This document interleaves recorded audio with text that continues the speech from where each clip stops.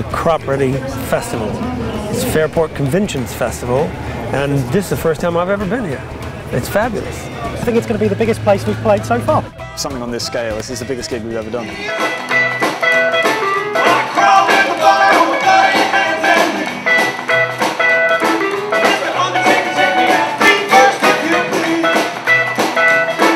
The new album's called Louisa the Devil. Louisa the Devil. Louisa the Devil. Louisa the Devil. It's very skiffle and Americana. It's a trawl through history, and it's a trawl through breaking hearts and broken railways.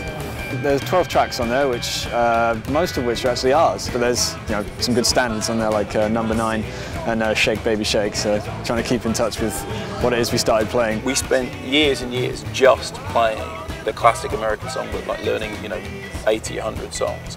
And then we sat down to attempt to write not new songs, but write old songs. So we don't ever play any songs that were written after 1958.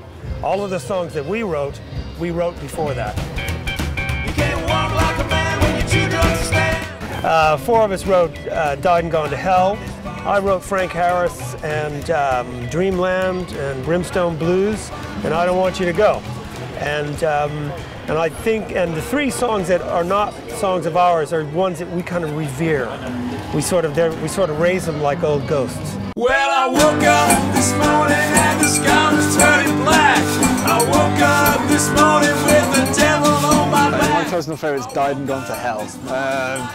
Partly because of the title, also there's a great feeling about it. It's recorded in a slightly different manner, so it just sounds like all of us sitting around after a few drinks having a good time with the instruments. Also I get to play a wine bottle. Grasped between his knees, and I remember because we recorded it in Ali's front room, we wanted for that particular song not to do it in a studio, but to make it sound exactly as jug band music would have sounded, recorded in people's front rooms. I mean, that's where jug band comes from. People would have a party, you'd bring along instruments, you'd bring along booze, and that's how you'd pay your way. The way we recorded it is we pretty much played it live, and we did all the music first, and then we did the three vocals in the same room, 3 microphones, and played it as if we play it live. Being in the studio for us is fairly easy because essentially we do what Ali says. Ali's the producer and Ali's the guy who understands what all the knobs and the complicated stuff do. I don't know anything about production at all. I never have done. I've never really understood studios.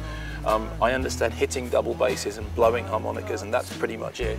And Ali just would say, okay, you need to do that, or you need to do that, or you need to do that, and I would do what I was told. So it's very, very simple. So for me, the studio thing is great because it's a total.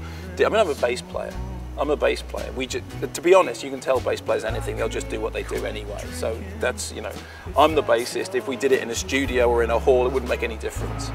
I do like all of them. I think God's First Commandment is a heartbreaking song. It's a song that, if you know Mark, you know how he feels, and you know where his head's at in certain places, and you listen to that song and it will just tear your heartstrings. 'Cause God's first commandment was to love only